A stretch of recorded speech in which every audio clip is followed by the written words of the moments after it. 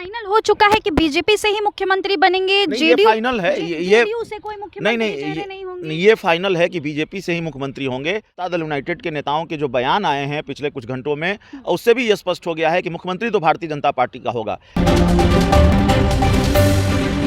नमस्कार, आप देख रहे हैं रब्जी लाइव और आपके साथ मैं हूं निधि सिंह।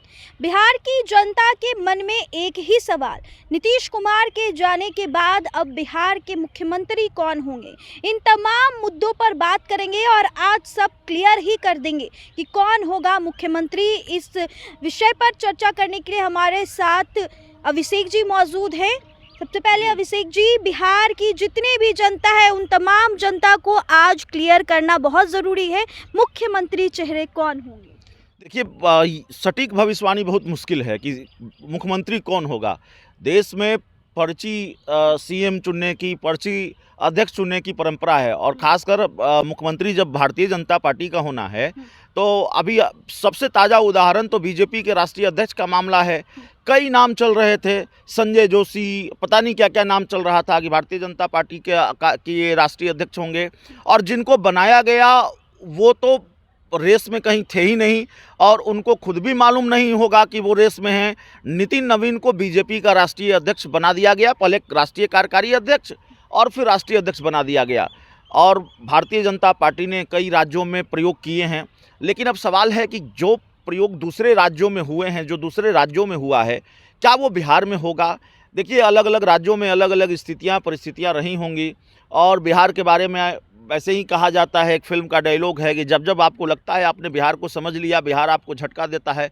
तो बिहार न तो हरियाणा है, बिहार न तो मध्य प्रदेश है, बिहार न तो महाराष्ट्र है। बिहार की तुलना किसी दूसरे राज्य से मत कीजिए। बिहार में वो प्रयोग चलेगा, पर्ची वाला मामला चलेगा कि नहीं चलेगा, लेकिन भारतीय जनता पार्टी अगर पर्ची निकाल दे तो बात दूसरी है। लेकिन जो मेरी जानकारी है, जो मेरी अपनी समझ कहती है कि अभी तक जो मैं समझ पा रहा हूँ, सम्राट चौधरी ही बिहार के मुख्यमंत्री हो सकते हैं। बीजेपी का अगर मुख्यमंत्री बनना है तो सम्राट चौधरी को ही बीजेपी मुख्यमंत्री बनाएगी, उन्हीं को आगे करेगी। आपने देखा है, और इसके पीछे जातीय समीकरण की बात छोड़ दीजिए, इसके पीछे का तर्क यह भी है कि लगातार सम्राट चौधरी को भारतीय जनता पार्टी ने प्रमोट किया है। सम्राट चौधरी एक तरह से बिहार में, जो बीजेपी के बारे में कहा जाता था, बीजेपी के पास एक फेस क्राइसिस है, बीजेपी के पास कोई चेहरा नहीं है। और आपको याद होगा 2015 का विधानसभा चुनाव, एक तरफ इंडिया गठबंधन था, महागठबंधन था, नीतीश कुमार, आरजेडी, कांग्रेस, और दूसरी तरफ देश में कथित मोदी लहर थी, भारतीय जनता पार्टी और एनडीए था, और तब भी बीजेपी किसी चेहरे को आगे करके चुनाव नहीं लड़ पाई थी। और नीतीश कुमार बार बार ये सवाल उठाते थे कि भाई इधर से तो सीएम का चेहरा है, लेकिन क्या प्रधानमंत्री नरेंद्र मोदी को सीएम बनना है? बीजेपी की तरफ से चेहरा कौन है? तो ये सवाल उठाया जाता था, और बीजेपी के पास चेहरे की कमी रही है। लेकिन सम्राट चौधरी अब स्थापित चेहरा है बिहार बीजेपी में, उनको प्रदेश अध्यक्ष। फाइनल हो चुका है कि बीजेपी से ही मुख्यमंत्री बनेंगे? ये फाइनल है। जेडीयू से कोई मुख्यमंत्री चेहरे नहीं होंगे? ये फाइनल है कि बीजेपी से ही मुख्यमंत्री होंगे, और अब जनता दल यूनाइटेड के नेताओं के जो बयान आए हैं पिछले कुछ घंटों में, उससे भी ये स्पष्ट हो गया है कि मुख्यमंत्री तो भारतीय जनता पार्टी का होगा। ये जो मैं कह रहा हूँ, ये अपनी समझ के आधार पर कह रहा हूँ कि सम्राट चौधरी ही बिहार के अगले सीएम हो सकते हैं।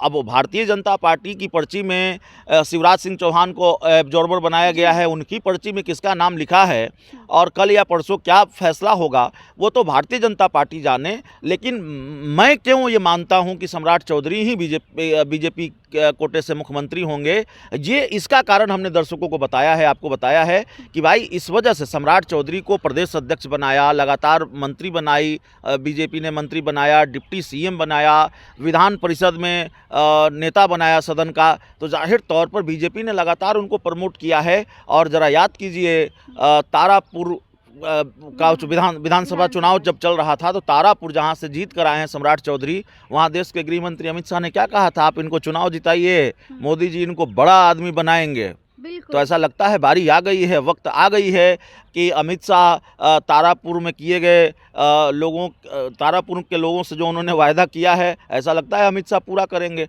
तो देखिए, बीजेपी का सीएम होगा तो फिर सम्राट चौधरी होंगे। इसके बाद सरकार बनने के बाद आगे और क्या क्या खेल होगा वो तो आगे हम लोग चर्चा करेंगे। चलिए देखिए कि ये तो फाइनल और क्लियर हो ही चुका है कि बीजेपी से ही मुख्यमंत्री होंगे और मुख्यमंत्री चेहरे भी फाइनल हो चुका है, वो है सम्राट चौधरी।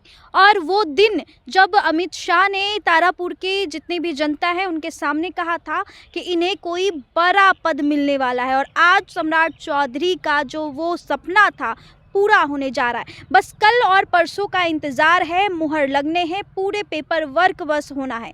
आप बने रहे हमारे साथ, तब तक के लिए बहुत बहुत शुक्रिया।